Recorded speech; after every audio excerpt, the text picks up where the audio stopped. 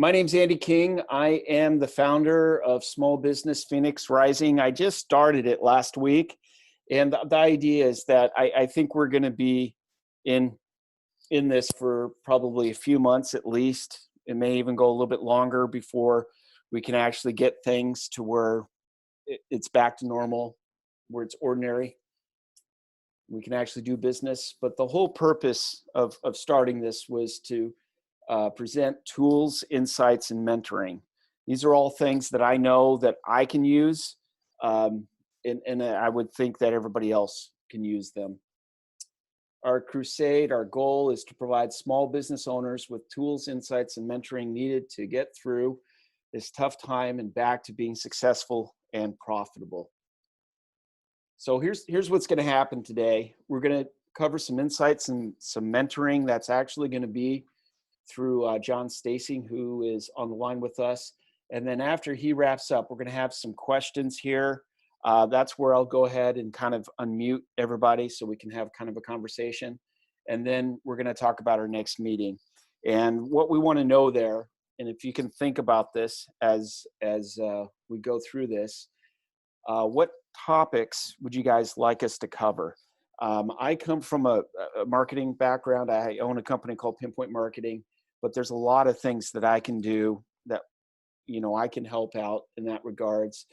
John Stacy, and I'll let him kind of more introduce himself. He's a coach, has worked in a lot of corporate America and a lot of things like that. But what we need to do is we need to figure out how to segue from going to where we are today to where we're kind of back in business, and hopefully when things get back to normal, that we can get back and start being profitable and making more money. So with that being said, I'm going to go ahead, John, and unmute you. And why don't you tell us a little bit about yourself, your background. And it's not allowing me to unmute, so hang on here. I can unmute myself. Okay, there you go. So we'll just go ahead and get started. I think I know a number of you on the phone. My name is John Stacy. I have a consulting company and a coaching company, Catalyst Strategy Consulting, and I'm doing business as AdvoCoach. And as Andy and I have worked together on a number of different things, we thought that it'd be good to really not only think about what we're doing today, what actions we're doing today, but really then think about what do we need to do today so that we're prepared when the switch is flipped on. Things are going to change. The business is going to turn around. We are going to eliminate the virus. It's just a matter of time. And it's really to start thinking about what do we need to do today so in the future we're ready to go and we're one step ahead or two steps ahead of other people.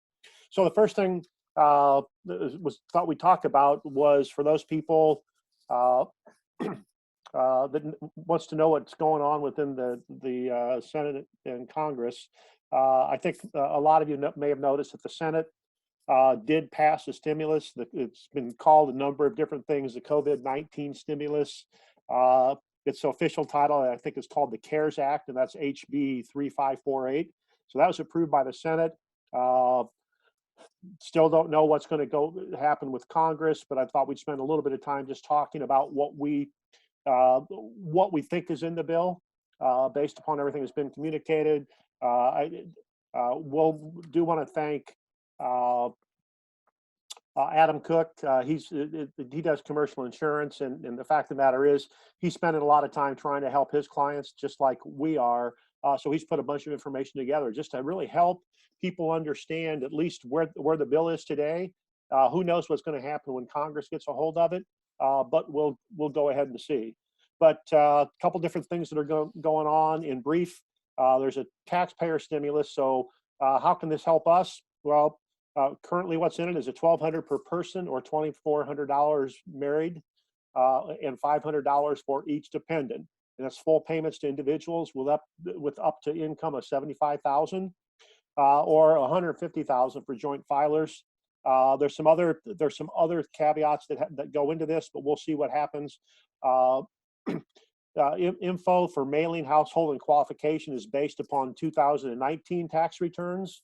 Unless you haven't filed. If you haven't filed, it's 2018 taxes. But just so you know, there's always payments can be recaptured by the federal government if your 2018 return qualifies but your 2019 does not. So I thought I'd throw just that little bit in there about what the potential impact is for individual taxpayers, and then want to talk a little bit about business continuity loans. So there are additional loan programs that are being authorized by this bill, and some of those will be working outside of the SBA, and it will be administered through the local banks, which is kind of interesting. And but to be able to get these, the money must be used for payroll and other ongoing overhead expenses, which, when it comes down to it, this could be a real positive thing for small businesses. Early indications, which means we still don't know, but on these loans, if they're used for payroll, health insurance, rent, or other approved expenses can be forgiven. So it's initially a loan, but it can be forgiven, or a portion of it can be forgiven. You must have not let any of your employees go. Okay, so think about that. Or if you have let them go or reduced wages, they must be rehired and reduced and lost wages restored. In other words, there's some guardrails for this that says, okay, if you follow these rules, so you're going to take the loan, but which has to be repaid. But if you follow the rules, then it will be largely handled as a grant. So there's a loan or a partial loan forgiveness. So it's not even all or nothing. Okay, so I think that's good for a lot of people. And the thought is that it's going to be significantly easier to apply for than the SBA disaster loans. I'm not sure if you've heard about SBA disaster loans. However, they're called SBA Economic Injury Disaster Loans. And so they'll call them EIDLs. There's some special rules for borrowing under $350,000. But in general, with these EIDLs, and by the way, I know people that have applied for them. And if you're going to apply for it, you need to do it online, and you need to do it now. Don't wait. The sooner you apply, the better off you're going to be. But essentially, on the EIDLs, there's a 3.75 interest rate. The term could be up to 30 years. Most of the time, it's going to be less than 10, but it's going to be based upon your ability to repay. It's only available to small business when SBA determines they are unable to obtain credit elsewhere. So that's, if you can't obtain credit elsewhere, then that's where this will really come into use.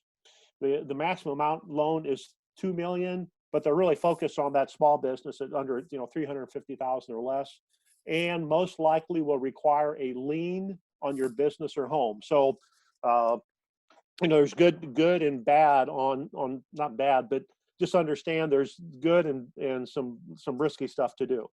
So I think that those are important. I think there's some real positive things that are out there for the small business owner.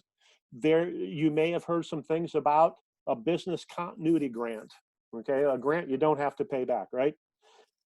Currently, there are no grants available to businesses, but there's always the word but. There's a word for many sources that either these secondary loans or the SBA disaster loans may be forgivable if you jump through the correct hoops. So I think that that's kind of important to understand. Again, I would look and see what you can do on the SBA loans, and at a minimum, go ahead and focus on that disaster loan, and then see what's going to happen. If this other loan that's going to come up that is potentially from local banks, that's a good thing. You could actually roll your SBA disaster loan into that, and the rules those new rules would apply. So I'm not sure. I ran through that pretty quickly. Not sure if there's any questions, but I think it's important for all of us as small business people to understand in these current economic times what's available or what may be available to us as this $2 trillion bill gets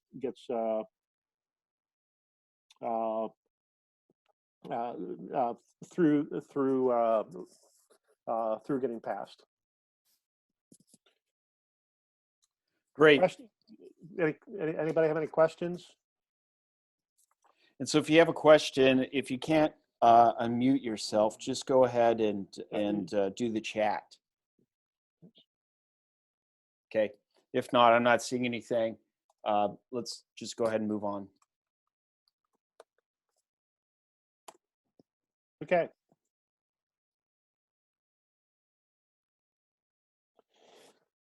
So as Andy and I were talking, we really started thinking about, okay, what help could we provide?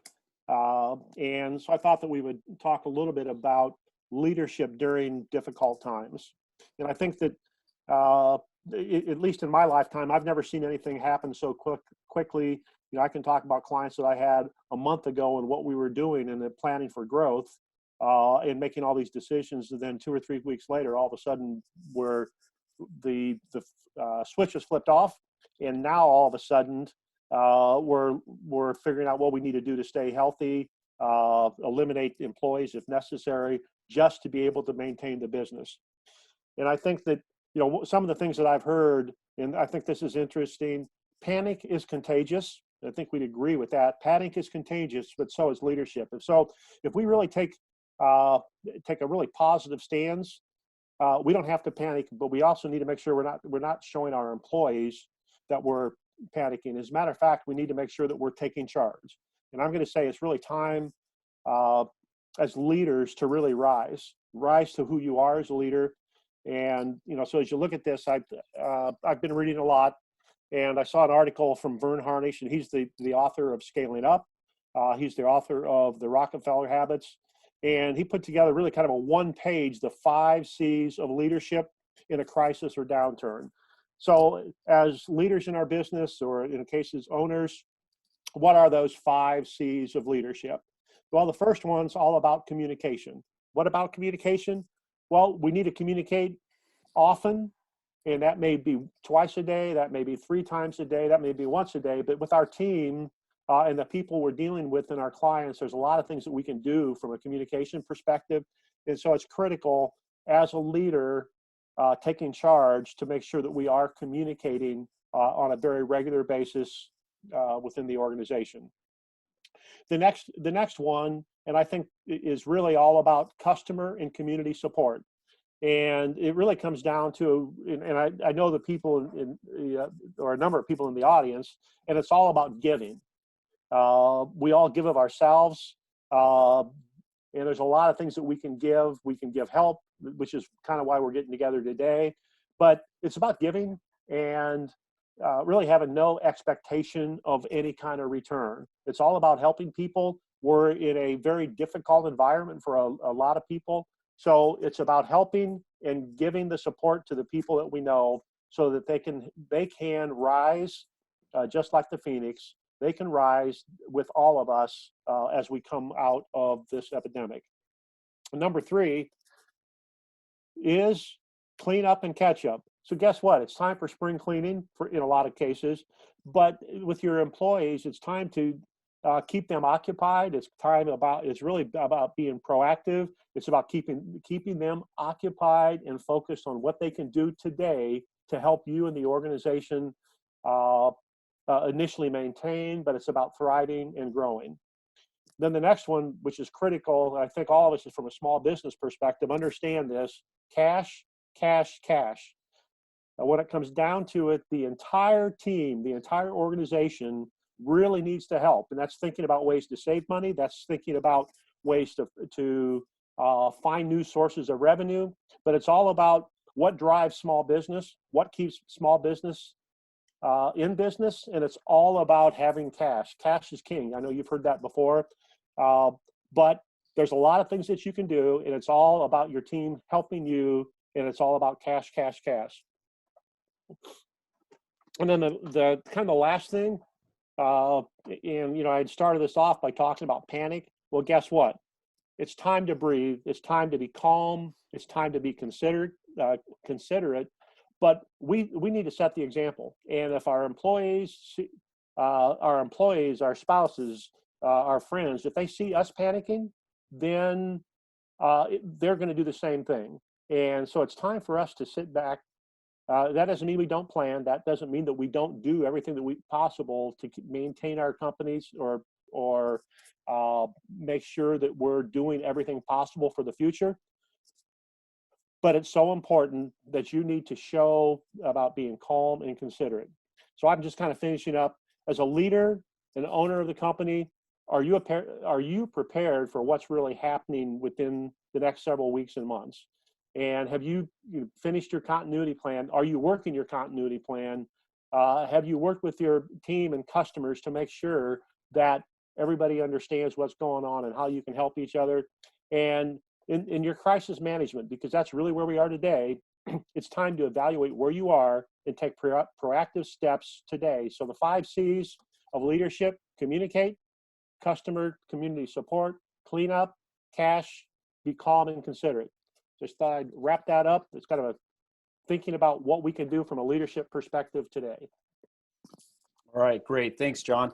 Appreciate that. So let's just kind of open it up to questions. And then if we could, let's keep the questions really about business, about, what we need to do towards the future. I want to just say that let's keep the whole political point of view out of it, and keep it pretty focused to us, getting out there, growing businesses.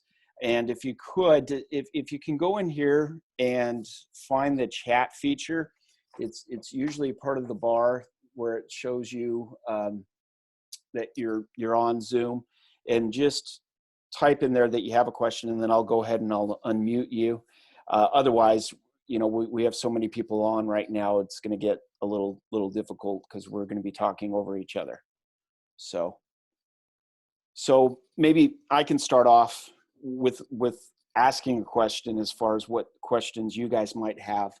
What type of tools, what things do you all think would be helpful? We're planning on doing this as a daily call. We can do trainings on emails, on how to set up emails, say whether it be in Constant Contact or MailChimp. Is there stuff out there that each of you or any of you would find useful in boiling blanket at the moment, and like civil rights wars back in the 50s and the 60s, until everything came to a boil. Martin Luther King and the rest of them marched across that bridge in Alabama, and the way they were hit and kicked and all that stuff. The country says, wait a minute. Okay, so let's see. Certainly, okay, John. Okay, which John is this right now?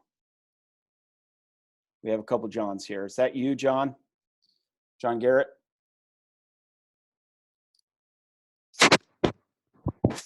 Lansbaum. Lansbaum, okay. All right, go ahead, John. What's your question?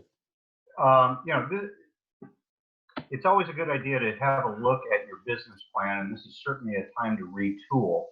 But to take a look at the business plan and say, okay, where am I headed? How quickly am I going to get there? And what's the true direction? Question I've got is, how far out is everybody else forecasting? Because, in our business, we're home services. Home services is pretty dead right now. Have no idea when it's going to turn around, but we're trying to forecast it out so that we know what we need to be doing and when. Okay. What do you think, John Stacy? How should we be forecasting?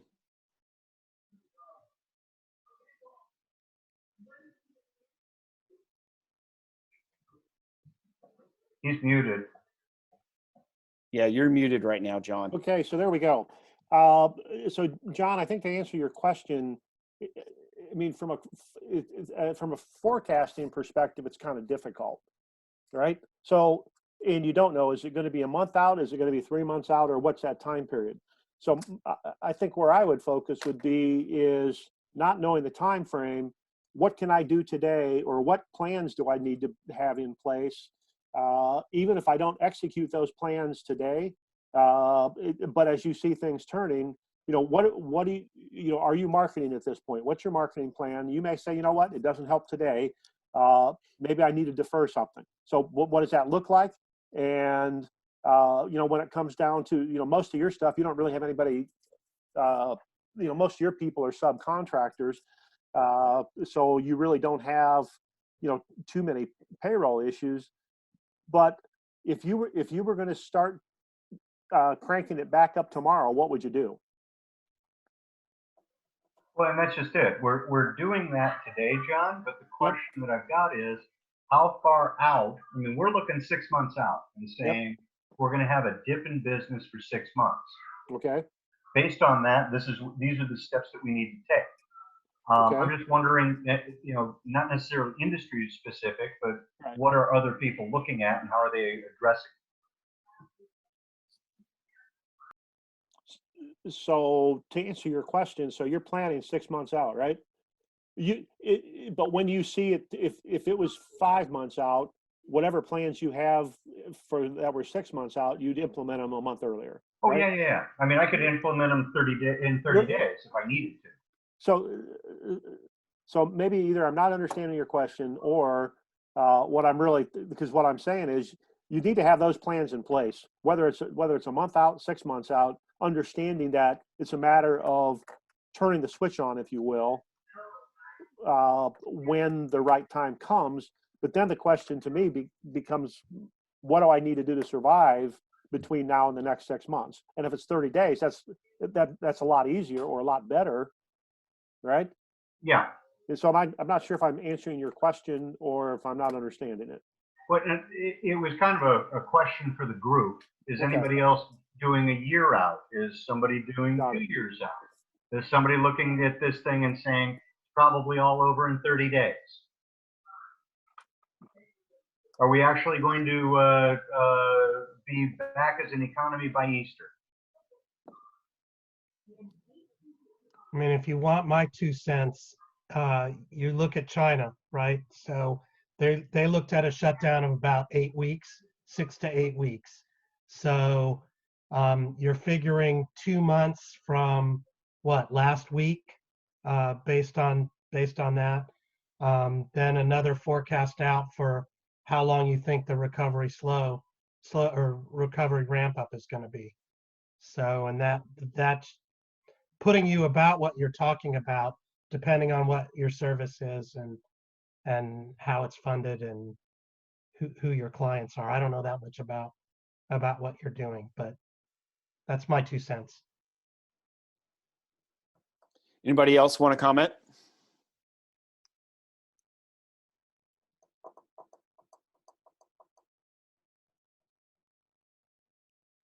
Okay.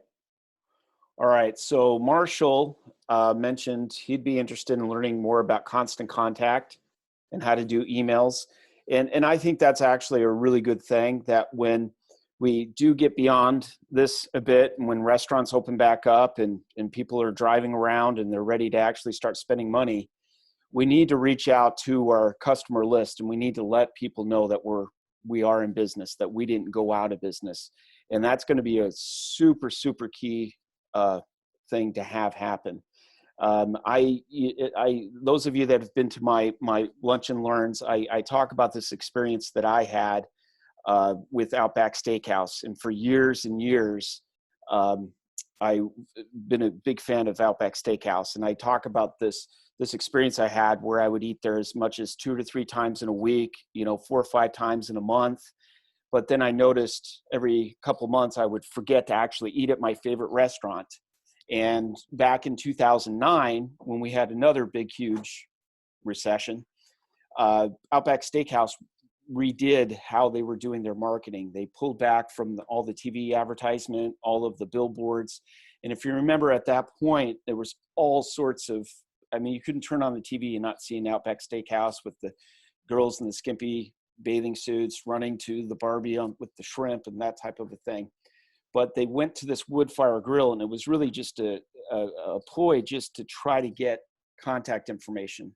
And so they pulled completely back from their mass media and worked on this campaign where if you give us your name, your phone number, your email, your contact information, we'll give you a free steak. And so I started to track thereafter since 2009 for the next 2 years. And I noticed that, yes, there were times I would still eat there 2 or 3 times in a week, 4 or 5 times in a month, but those months that I stopped eating there, I didn't forget about my favorite restaurant because they would email me. And so I'm a big proponent for email. Not that it was every single email that I would get, I would open up, but they would send me an email on at 3:30 on a Friday. And of course, that's where my wife and I would go and eat. So email is going to be a critical thing, just to let people know that we're still in business, because there's so much competition for the consumer to focus on different things. So we can definitely do that. We can actually do that tomorrow. We can go through some of the basics on that. So you kind of wrap your head around that, and it's about staying in contact with your customer. So my question to you, Andy, is, in addition to constant contact, what should we be talking about? Some the basic methods on keeping in contact with our customers, the messages, and those types of things over the course of a couple of days. Yeah, we should. In fact, I think Lori's got some real good ideas with what she does with send out cards. There's just a lot of good messaging that we can, put out to people. And I think very much so, John, I've kind of followed your lead on this, because you and I were talking about this probably just about 2 weeks ago, that we really are at a point where our focus as business owners with our customers really needs to be focused on building relationships. And what I mean by that is just whatever we can do to kind of nurture those relationships, just staying in contact and letting, our people know that we're still here, that we're not going out of business. And it's not that we're doing it necessarily for, self-serving reasons. Of course, we all want to stay in business, but, we are kind of all in it together. And it would just be nice to know that, that the businesses that the consumer does business with, that they care. If you turn on the TV right now and you watch it, I mean, it's like every other commercial is a Chevy commercial telling you that they're going to give you OnStar, and we're here to help you to get through this time. And it probably does make a pretty good impact. All right, any other questions, any other thoughts? Let's see. Or topics of interest that as a group we can get together and discuss and help prepare and move your business forward. I think Lori has something. Go ahead, Lori. Hi, everybody.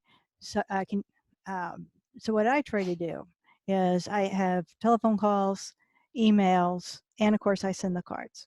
Okay, so it's actually a 3-touch campaign, just to make sure that people know that I am still in business, and then maybe just to give them a little bit of an encouragement. And so I try to make that personal phone call, leave a voicemail, just say, hey, I just want to know how you're doing.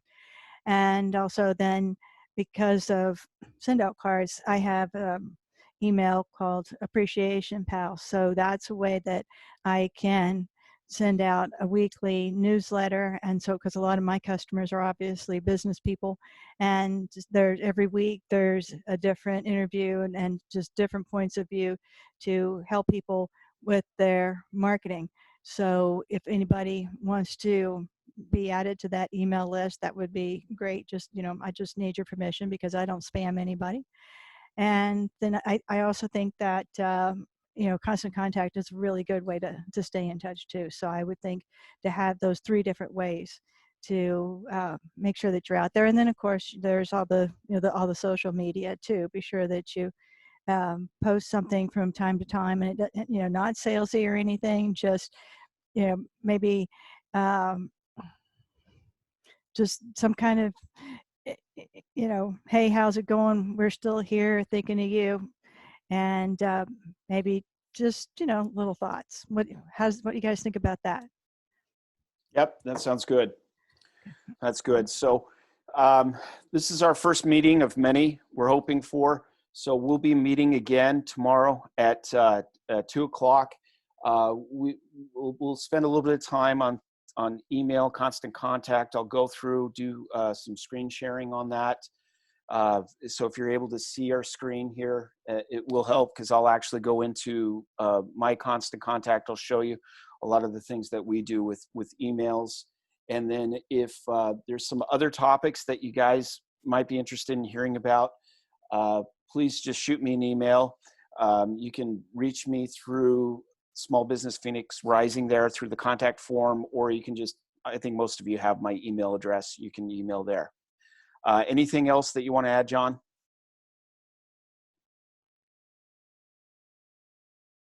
No, really just a thank you for coming today. Hopefully we've added some value. It's all about helping people, and we believe working together, we all can help each other. And that was really one of the things that we wanted to accomplish through this. So Andy, thanks for getting this started, and hopefully we can continue and provide a lot of value to people to help prepare for the future when we come out of this economic climate. Yeah. And then one other thing is that if we're on Facebook now, it's brand new, so there's not going to be a lot of posts that you're going to see, but I'm going to go ahead and I'm going to take the meeting. I've recorded it. I'm going to post it on YouTube and also have a link there to the website. But if you know of other business owners, reach out to them, let them know that we're kind of doing this. It really kind of can be as much as something that we can use to try to learn and to grow and to get ideas and strategies, maybe even a little bit of therapy. I think at this point we could all probably use a little bit of that, considering what we're going through. But the one thing I'm just very hopeful for is that I do believe that things are going to get back to normal. I think we're going to see, as we see now, that there's going to be a pent-up demand for so many of these services.